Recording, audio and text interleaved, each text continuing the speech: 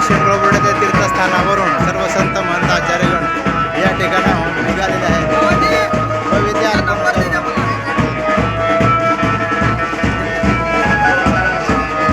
सुंदर अशा प्रकारचा नजारा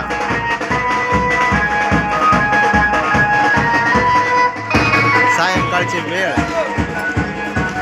या ठिकाणी सर्व संत महंत शेंगरोबड्याच्या तीर्थस्थानाला विडावसर करून पवित्र अर्पण करून या ठिकाणाहून निघालेले आहेत.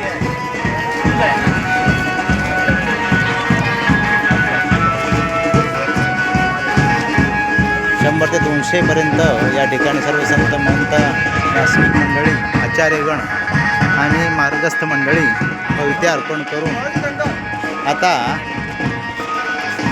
सर्व तीर्थमंदिराकडे प्रस्थान करत आहेत. दंडो दंडो